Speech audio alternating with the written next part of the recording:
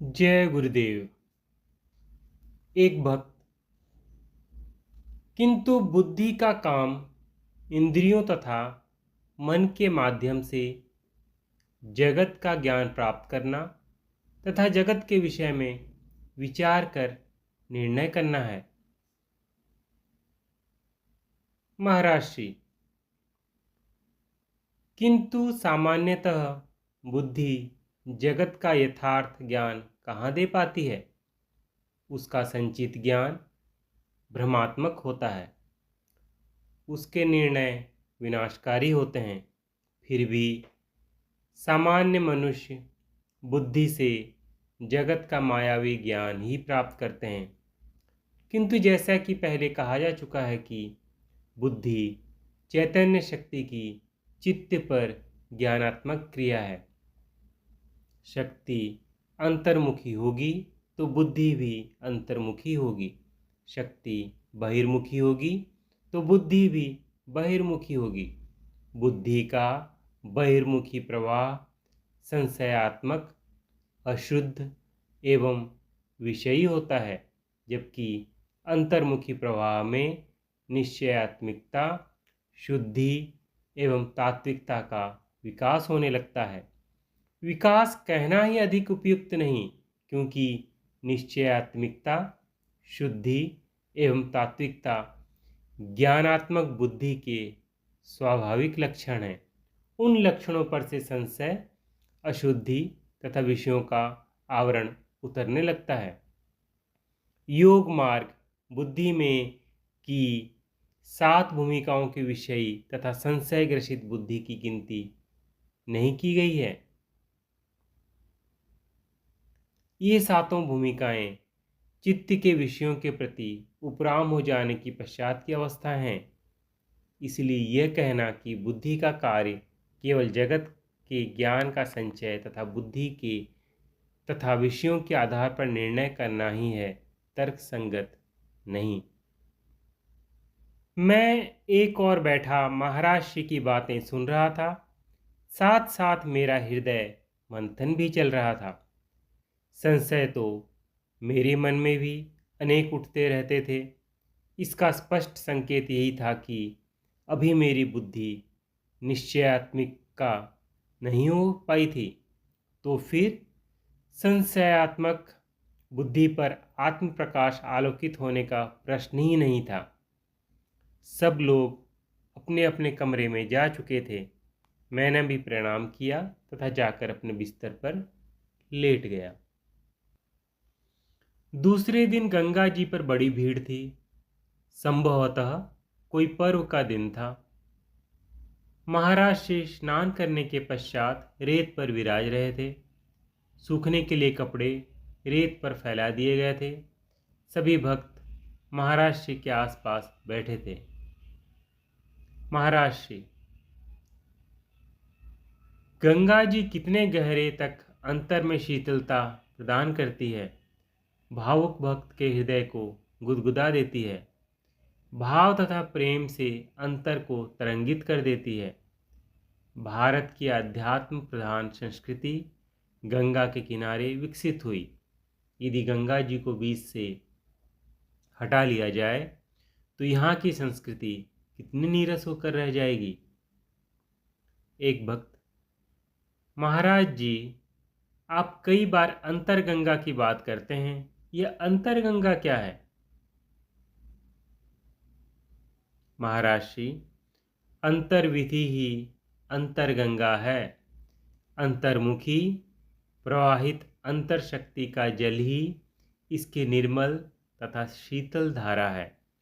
आत्म तत्व ही वह अनंत सागर है जिसमें विलीन होने के लिए अंतर शक्ति बावली बनी आगे बढ़ती जाती है। इसके मार्ग में पड़ने वाले पड़ाव ही तीर्थ हैं। अपने लक्ष्य को इसमें डुबो देना ही स्नान करना है।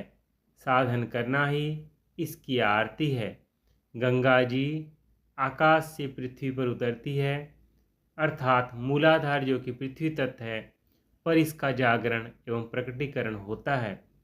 जो अंतरगंगा में स्नान करता है उसको बाहरी तीर्थ यात्रा जब तप की आवश्यकता नहीं रहती। भक्त लोग गंगा जी को माता मानकर उसकी गोद में आनंद मनाते हैं तथा धीरे धीरे अंतर्गंगा स्नान का सुख प्राप्त करते हैं। एक भक्त आपको अंतर्गंगा स्नान का सुख प्राप्त है, फिर भी बहिर्गंगा स्नान करते हैं। महाराज श्री, ऐसा आपको दिखाई देता है।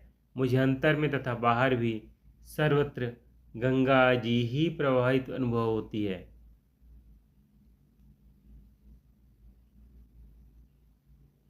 रहने के मकान में वापस आकर महाराज श्री आंगन में कुर्सी पर विराज चुके थे। भक्तगण भी अपना अपना आसन ग्रहण कर चुके थे। आज महाराज श्री अंतिम तथा 5वें कोष पर विचार व्यक्त करने वाले थे। महाराज श्री, आज अंतर्विधि का अंतिम पड़ाव विज्ञानमय कोष सत्संग का विषय है। यहाँ आकर अंतर्विधि का मार्ग अत्यंत ही सूक्ष्माति सूक्ष्म हो जाता है। जीव के सभी वासनाओं से रहित अकेला होने पर भी इससे निकल पाना अत्यंत दुष्कर है। संभवतः कबीर ने इसी कोष के लिए कहा था कि प्रेम गली अति सांकरी तामे दो न समाई। दो का अर्थ यहाँ मनुष्य दूसरा नहीं, वासनाएं, कामनाएं, विकार आदि भी जीव से अन्य हैं। इस गली में प्रवेश करने से पूर्व सबका त्याग करना पड़ता है। आनंदमय कोष आनंद का विकृत रूप है। यह आनंद आत्मा में विलीन हो जाने का आनंद नहीं, आत्मा से पृथकता अनुभव करते हुए आत्मा का प्रतिबिंबित आनंद है। समुद्र में डूबकर नहीं, समुद्र के किनारे खड़े होकर समुद्र का आनंद है। अद्वैत का नहीं, द्वैत का आनंद है। आत्मा का चाहे कितना भी आनंद प्राप्त हो, किंतु यदि वह द्वैत में है तो माया के अंतर्गत है। आनंदमय कोष में माया का पतला सा आवरण है।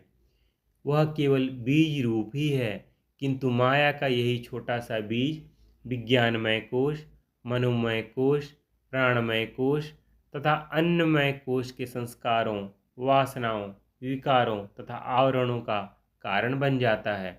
इसलिए आनंदमय कोष को कारण शरीर कहा जाता है। जब ऊपर से नीचे की ओर उतरते हैं तो आनंदमय कोष सबसे प्रथम कोष है। जब नीचे से शरीर से आत्मा की ओर ऊपर चढ़ते हैं तो आनंदमय कोष अंतिम कोष है। साधन में पत्तों से शाखाओं, फिर तना, फिर जड़ तक जाना होता है। आनंदमय कोष मूल है, कारण है।